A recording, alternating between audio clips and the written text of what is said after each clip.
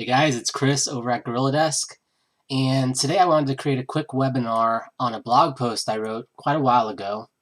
The blog post was The Simple Art of Scoring and Motivating Your Team. When I created my company, one of the very last things that I created was a proper scorecard and a review system for my employees, and it's something that I wish that I had had in place from the beginning because it would have kept me from having a lot of kind of emotional reactions instead of having a process for reviewing my team members, right? An actual process. Whenever we are feeling emotionally tied to something, it's usually because there isn't a process already in place. So, I'm a big advocate for getting this process in place early. And the scorecards are really built around your core value framework. And so we're going to talk a little bit about the core value framework first, and then get into the scorecards.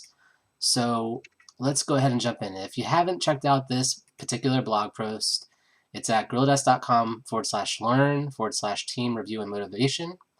I will, of course, try to include a link here, but that's the URL right there if you want to get right to the article. So the review process here starts and ends with core values.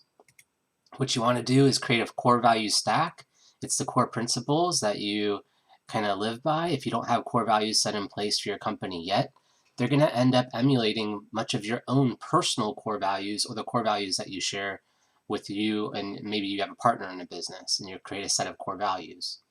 Usually you want to keep those core values between 4 to 6, and it really helps out to have an acronym for those core values. So we'll take a look at GorillaDesk core values. This is called the core value stack, or the company value stack, which is comprised of the company's overall vision, mission, core values, positioning and value proposition, and then as well a big, hairy, audacious goal. Right, so we're going to pay attention to this section that we built out for GorillaDesk. It's called TIGER, is our core value acronym. Tinker, integrity, growth, empathy, and remarkable. And then with each of those core values, we try to describe what does that look like as far as a practice in the workplace. Along with this, it's great to create 3 scenarios of what tinker or integrity look like in the workplace, and 3 scenarios where it doesn't look like in the workplace, and you're going to place that in your core value handbook. So, this really starts off with your own personal core value system.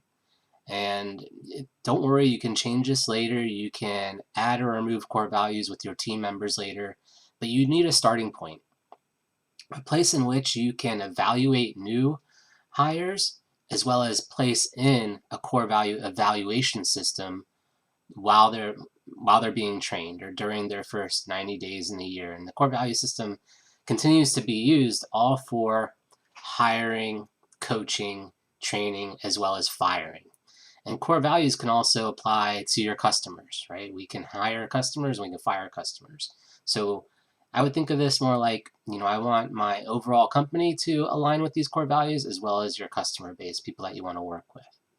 So what you want to do is really sit down, think about all of the principles that are non-negotiables to you, and kind of distill them down to 4 to 6 core values. Try to create an acronym that works for you, and then describe how each core value would look like in the workplace. And that becomes step 1 for creating your core values. And then that will empower you to actually use the process for hiring and evaluations that I'm going to show you next. So we keep the process very, very simple, down to just a few different forms that you need when you're doing your hiring and evaluations. Basically, we're going to go over each form so that you understand how it works and how I apply it, and from my experience, kind of like how to execute on this whole process. So you're going to have 30, 60, and 90 days scorecards. You're going to have a performance evaluation form and a disciplinary counseling report. All of these documents are going to be available to you in a download at the very end of this article. Okay, so first we're going to jump into the overall main company scorecards and evaluation forms. We'll take a look at this evaluation form, and you'll see that the evaluation form is comprised of the core values and then an additional area which is get it, want it, and capacity to do it. This area here is taken from traction as far as grading people that really get the job, want the job, and have the capacity to do the job. Basically, if they get it, they can either get it, yes or no, but they have to eventually get it to keep the position. They can want it, yes or no. If they don't want it, then there's no sense that they're there. And then if they have the capacity to do it, do you believe, honestly, wholeheartedly, that they could actually learn it if you prepared them and gave them the proper resources? And then the other section here, of course, is based on the core values that you created for your company. Kind of got a green, which is in good standing, yellow, which could need some work, and red, which means they're kind of out of integrity with one of the core values in your company. It's very easy to use this scorecard because whoever's managing that employee should be able to have a very good, easy gut feel for grading somebody along core values based on their performance and their alignment with the core values in your company overall. So, if this person's performing and they do what they say, green, we're good to go, and we'll give them a checkbox. What we really want to see is that we have a green standing for each employee all the way across. And it may be that, let's say, for example, this employee just isn't giving it as far as the drive that I want in the position. And so I need to be able to really have a reason why and make it clear to that employee how to improve this core value. So if I gave a middle mark, this would really place that person in the coaching. We're always coaching our team until they are green in all areas.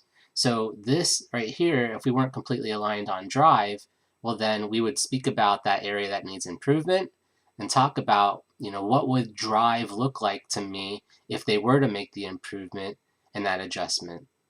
And that's basically how it works. You just go along with each core value, you score, and then you use the story of what's happening around that core value to hit an area of improvement. And then in our next meeting, we want to go ahead and be able to see that they've improved based on the feedback and hit a deadline for that, and then we'll put them back on being good to go for the drive core value. So you should already see now that the whole scoring evaluation system is all centered around core values and the principles of your company, along with get it, want it, and capacity to do it. Another thing that's really handy is this people analyzer. If you give the people analyzer to any manager in your team, what they'll do is they'll put the list of the team members that you're managing all down the left here, and then you can quickly go through and rank the core values. You'll put a plus, plus minus, or minus, and then a plus for get it, want it, or capacity to do it, either yes or no. And that's it. And you can go down everyone in your company basically pretty quickly if you're in tune with what's happening. And it gives you a baseline on what are the evaluations that actually have to happen in the company, what are the adjustments that we need to make sure that we're getting everyone aligned. So this is the People Analyzer. Again, a document that you'll be able to download at the bottom of this blog post. Then we have the Disciplinary Counseling Report. And this gives you more of a structured format when you need to really get people to move from a warning stage to being back in good standing. And a warning stage to me is when anyone has either 2 yellows or a red and a yellow, or any 1 red.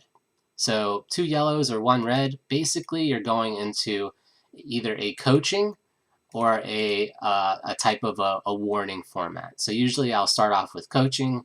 I'll coach them once or twice. If they're really not adhering or working towards getting in good standing with that core value, then we'll work on informal and formal warnings. And it's really up to you how many you want to use. Basically, I'll go into coaching for 2 sessions and then go into a warning and then go into a final warning. It's pretty quick. People need to align themselves pretty quick if you give them a very good understanding of how they need to perform and what good looks like on the other side of that performance. You'll see here that you have all the other options on this form for selecting a type of violation, describing your descriptions of concern, and what the expected improvement is, and additional comments. Something that's really good with these actually is you can send this to the employee to fill out before you fill your version out. And then when you come to your meeting, you can both have a version that you believe to be, true in your mind, and then discuss it and go through the whole report. They may have themselves even lower graded in their own mind than you have them. And it's good to get their perspective on from the employee themselves on where they think they sit with the core values and their overall performance. So usually a week before the evaluation, I'll let the employee know that they're going to have their evaluation, that they need to complete their evaluation form. And so we'll train them on how to complete the evaluation form. And that we'll meet in a week and we'll bring both of our evaluation forms together to coach them or move them forward. So here's a 1 to 30 day scorecard. So again, it's like the people analyzer, but it's setting it up for one employee on a weekly basis. So every single day, if you happen to have somebody that works closely and is aligned with that employee, they should be being graded by whoever that direct report is or manager is on a daily basis. Because you want to find as quick as possible if that employee is within alignment of the core values or not, and be able to adjust and realign them. And introducing this process early and often will really give them a sense for how you work and how this whole process works. It also gives them a sense of ownership because they know exactly how they're being graded, essentially. So if we jump back in here, you'll see that under this blog post, it covers completely how I utilize the disciplinary counseling report, the coaching report, the people analyzer, understanding how to fire fairly, so you're not emotionally attached to firing fairly. Firing fairly really happens when you're providing the warnings. When an employee understands that they're getting warnings, they're going to make a decision in that moment. They're going to decide, am I really want this? And am I going to focus on repairing it or improving myself for the core values of the company? Or am I going to opt myself out? And you're going to see that, as people see this process and you actually start to work it, people that really want to be there, they'll do what they need to do through the warning process. People that don't want to be there, they'll probably opt out early and possibly even resign before you end up getting all the way down to the final warning, right? Because they already know kind of their trajectory. Again, going over get it, want it, and capacity to do it. This is a piece or component taken from traction.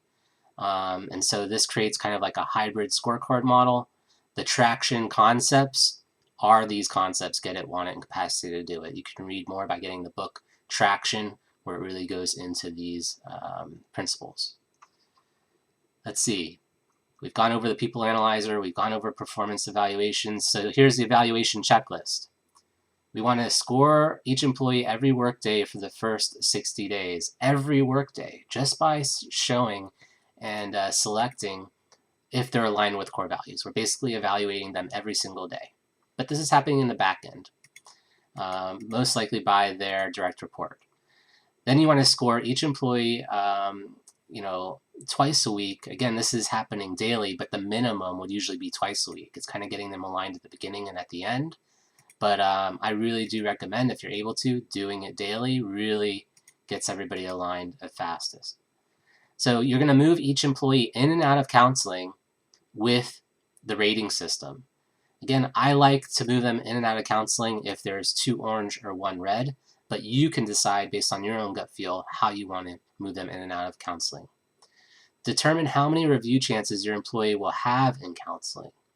And I like to do about 3 and then a final, and that's usually my cap. Use the final warning to precede the termination review. Giving them a final warning in that discussion where you're giving them the final warning, that's it. You're letting them know that this is final. If whatever is happening isn't resolved by a certain date and time, that will be it. That will be the termination. So you're going to declare termination will occur on the next review if scores are not raised. And you're going to terminate employees, of course, who do not meet the agreed upon expectation. You're going to schedule regular performance evaluations ongoing with all team members for 90 days and or annually, which I really think you should be doing both. The true power of these scorecards is all the additional communication occurs. So what you're really looking for is the ability to communicate in a non-emotional place with you and your employee around a process that works for talking about the stories that are occurring, either for them or you, and work through them and set expectations and deadlines for improvement. The very first time I used the scorecards, I personally experienced a large alignment shift with every employee. You're going to notice that because it's going to be opening dialogue, and it's going to give the employees a sense for, much more a sense for exactly what you're looking for. So again, download the attached scorecard templates. I hope that this video helps you out. This is probably one of the most browsed and utilized pieces of content that we've produced. I use it daily in my business practice. It works for every and any type of business model if you don't have a strong scoring process already in place. And definitely if you haven't set up your core values, there's a lot of content to learn how to do that correctly. But again, basically it's based on your own principles. And I hope that this video helps you guys out. Have a good day. Be good. Take care.